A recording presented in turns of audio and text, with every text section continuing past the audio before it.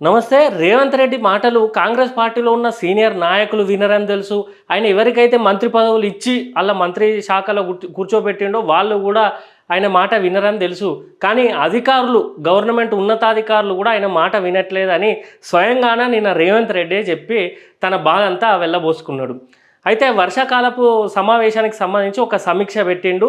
సమీక్ష పెట్టి ఈ మొన్న పడ్డ వర్షానికి 9వ తారీఖు పడ్డ వర్షానికి హైదరాబాద్ రోడ్లన్నీ మునిగిపోయి చెట్లన్నీ కింద పడి విద్యుత్ స్తంభాలు కరెంటు పోల్స్ అన్నీ కింద పడిపోయి ఒక 6గురు మరణించడం కూడా జరిగింది. దానికి సంబంధించి సమీక్ష పెట్టిండు అన్ని శాఖలతోటి.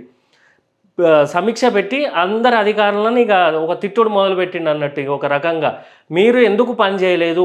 నేను జూన్ 1వ తారీఖు నాడు వర్షాకాలపు సమీక్షలో మీకు చెప్పిన సూచనలు ఎందుకు తీసుకోలేదు? ఎందుకు నన్ను బ్యాడ్ నేమ్ చేస్తాళ్ళు? ఎందుకు ప్రభుత్వాన్ని బ్యాడ్ నేమ్ చేస్తాళ్ళు? మళ్ళోసారి కాంగ్రెస్ పార్టీ రావాలన్నా వద్దా? అధికారంలోకి రాకుండా మీరే ఎందుకు ఇబ్బంది పెడుతున్నారు అని చెప్పి రేవంత్ రెడ్డి వాళ్ళ మీద అక్కాసు వెళ్ళబోసిండు. ఎందుకనంటే ఒక్క గంట వర్షానికి హైదరాబాద్ అంతా అతలాకుతలమైంది. అది మనందరికీ తెలుసు. 1 కిలోమీటరు కదలాలి, వెహికల్ 1 కిలోమీటర్ కదలాలంటే 3 గంటల టైం పట్టింది. అంత ట్రాఫిక్ సమస్య.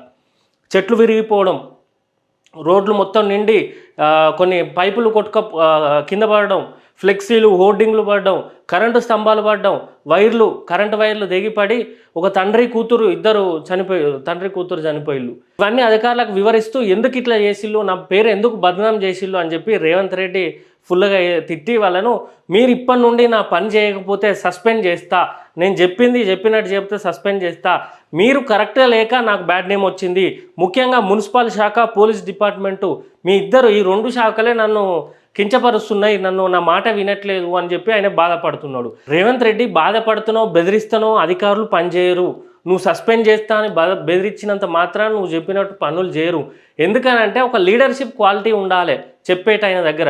నువ్వు 1వ తారీఖు జూన్ 1వ తారీఖు నాడు చెప్పినావు సమీక్ష పెట్టి, అయిపోయిందా? ఇక నువ్వు అసలు ఏం చేయాలంటే, నువ్వు అసలు ఫస్ట్ లీడర్షిప్ క్వాలిటీస్ నీ దగ్గర ఉండాలి. ఒక సీఎం కదిలొస్తాడంటే అధికారులందరూ, ఎవరైనా చుట్టుపక్కల వాళ్ళందరూ, నువ్వే రాష్ట్రానికి పెద్ద కదా, నువ్వే ముఖ్య లెజిస్లేచర్లా.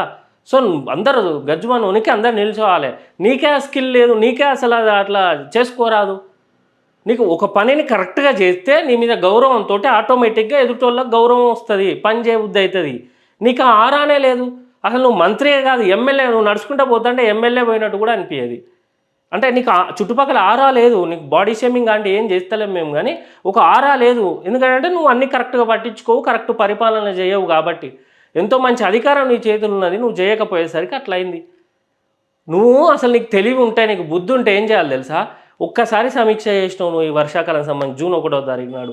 అది చేసినావు, పోయినావు, నీ మానాన్ని నువ్వు పోయినావు. వీళ్ళు కూడా అధికారులు బఠానీలు పల్లీలు తినుకుంటూ ఆడ కూర్చున్నారు, విన్నారు, ఎన్నో వర్షాకాలాలు వచ్చినాయిలే అనుకున్నారు. వాళ్ళు బయలు హైదరాబాద్ అంతా మునిగిపోయింది. 6గురు చనిపోయారు రేవంత్ రెడ్డి మీ నిర్లక్ష్యం వల్ల. నువ్వు కదా బాధ్యత వహించేది. వాళ్ళని బెదిరిస్తా, భయపెడతా అంటే, సస్పెండ్ చేస్తా అంటే వాళ్ళు పని చేస్తారా? నువ్వేం చేయాలి తెలుసా? ఈ ఎండాకాలంలో అవి పెట్టినావు కదా, 100 రోజుల ప్రగతి పాలన, ప్రజాపాలన అని ఏం చేయకుండా డబ్బా కొట్టుకోవడానికి పెట్టినావు కదా. ఆ మీటింగ్లలో కూడా పట్టు తిట్టిళ్ళు ప్రజలు, అది మనందరం చూసినాం. అవన్నీ గట్లాంటివి వచ్చిరాని ఉద్ధర కార్యక్రమాలు, నువ్వు కావాలని డబ్బు కొట్టుకోవడానికి చేసే కార్యక్రమాలు కాకుండా, వర్షాకాలం వస్తుందంటే ఎండాకాలంలో నువ్వు ఒక వారానికో 10 రోజులకో అట్లా 10 రోజులకు ఒక సమీక్ష చేయనుంటివి నువ్వు. అంటే ఇప్పటికీ 5-6 సమీక్షలు అయిపోవు, 5-6-7-8 సమీక్షలు అయిపోవు. గిన్నిసార్లు చెప్తాడు కదా ముఖ్యమంత్రి అని, అప్పుడు వ్యవస్థ మొత్తం కదులుతుంది. ఒకరోజు చెప్పి నీ పట్ల నువ్వు పోతే ఎవరు చేస్తారు పని? నువ్వు ప్రతి వారం 10 రోజులకోసారి సమీక్షకు అందరూ ఉన్నతాధికారులను పిలిపియాలి, అన్ని శాఖల సమన్వయం చేయాలి. మున్సిపల్ శాఖ, పోలీస్ డిపార్ట్మెంటు, ఎలక్ట్రిక్ డిపార్ట్మెంటు, ఇంకా ఇప్పుడు వర్షంలో మురుగునీళ్ళు వస్తాయి హైదరాబాదుకు, దానికి సంబంధించి చెరువులు, కుంటలు, నాలాలు, మన ఇది ఇంటి ముందు ఇంకుడు గుంతలు, ఇవన్నిటికీ ప్రిపరేషన్ ఫుల్ ఫ్లెడ్జ్గా 100% నువ్వు వీటి మీద సమీక్ష చేసి వ్యవస్థను కదిలిస్తే అప్పుడు వాళ్ళు కదులుతారు. మాజీ ముఖ్యమంత్రి కేసీఆర్ ఇంట్లో కూర్చొని ఇవన్నీ కదిలియకపోతే ఎక్కడ వ్యవస్థ అక్కడ పడ్డది, కరప్షన్ పెరిగింది, అన్ని సమస్యలు పెరిగినాయనే నిన్ను కూర్చోబెట్టిళ్ళు. నువ్వేమో ఒక్కసారి చేస్తే అయిపోయి ముఖ్యమంత్రిని చెప్తే వింటారు అనుకుంటే వినరు. నువ్వు ముఖ్యమంత్రివి, దేవుని కాదు. సమీక్ష మీద సమీక్ష, మీటింగ్ మీద మీటింగు. నీకు దమ్ముంటే వచ్చిరాని అన్నిటికీ సిట్ వేస్తావు కదా, అట్లే వీటికి కూడా ఒక కమిటీ వేయాలి. వర్షాకాలపు కమిటీ అని ఒకటి పెట్టాలి. పెట్టి వాళ్ళ సూచనలు తీసుకోవాలి. తీసుకొని అవి నీ దగ్గర ఉన్న అధికారులను ఉరికియాలి, ఉరికిస్తే పనులు అవుతాయి. నువ్వు చేయబట్టి 6 ప్రాణాలు చనిపోయి ఒక్కరోజు వర్షానికి 1 గంట వర్షానికే. ఇక రానున్న వర్షాకాలంలో ఏంది పరిస్థితి? నువ్వు పట్టించుకోకపోవడం వలననే శాఖల మధ్య సమన్వయం లేదు, అధికారుల మధ్యలో సమన్వయం లేదు. ఎందుకు అనుకుంటారు వాళ్ళు కూడా, నీ శ్రద్ధ లేక వాటి మీద. దీనికి బాధ్యత నువ్వు కాదా వహించేది? ఇప్పటికైనా రేవంత్ రెడ్డి 3 నెలల 4 నెలల వర్షాకాలం ఉన్నది కాబట్టి 3-4 రోజులకు ఒకసారి గంట, అర్ధగంట, 45 నిమిషాలు ఉన్నతాధికారులను పిలిపించుకోని, లేకపోతే జూమ్ మీటింగ్లో ఒక మీటింగ్ పెట్టు. వర్షాకాలం వస్తుంది, ట్రాఫిక్ ఇబ్బందులు కాకుండా ఏం చేయాలి, ఎక్కడెక్కడ బ్లాక్ హోల్స్ ఉన్నాయి, ఎక్కడ వాటర్ స్టోర్ అవుతున్నాయి, ఫ్లైఓవర్ల మీద ఎందుకు స్టోర్ అవుతున్నాయి, అక్కడ ఒక కానిస్టేబుల్ను, ఒక ట్రాఫిక్ కానిస్టేబుల్ను, ఒక అధికారితోటో లేకపోతే ఒక హైడ్రా ఎంప్లాయీతోటో ఆడబెట్టు. ఇక్కడ జామ్ అవుతుంది వర్షంలో, మీరు అంబరీలా పట్టుకొని నిల్చొని వర్షం పడ్డప్పుడల్లా ఆడనే ఉండాలి మీరు.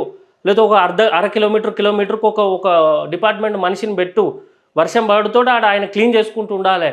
ఉట్టి సగం రోగాలన్నీ ఒక్క మనిషి చేసే పనితోటే హైదరాబాద్ అంతా మునుగుతుంది, చేయలేక నీళ్లు పోలేక అలా ఏమన్నా తట్టి. అట్లాంటి చిన్న పనులకు కూడా నువ్వు వ్యవస్థను కదిలియాలి. చిన్న పనులకు కూడా అది నీకు దమ్ము ఉంటే నువ్వు ఒక్కసారి చెప్తే వాళ్ళ లైఫ్లో మర్చిపోకుండా చెప్తారు. ఒక లీడర్ ఒక ఆరాతోటి చెప్తే వాళ్ళు ఆ విధంగా చేయాలి. కానీ సస్పెండ్ చేస్తానని భయపడితే వాళ్ళు చేస్తారా? చేసుకో అంటారు. నువ్వు మమ్మల్ని సస్పెండ్ చేసేలో ప్రజలే నిన్ను సస్పెండ్ చేస్తారని ఇంకా వాళ్ళు బఠానీలు తినుకుంటా, రీల్స్ చూసుకుంటా గవర్నమెంట్ ఆఫీసులలో నీకు సవాల్ చేస్తారు. ఇట్లుంటే నిజంగా ప్రజలే సస్పెండ్ చేస్తారు నిన్ను, నిజం రేవంత్ రెడ్డి.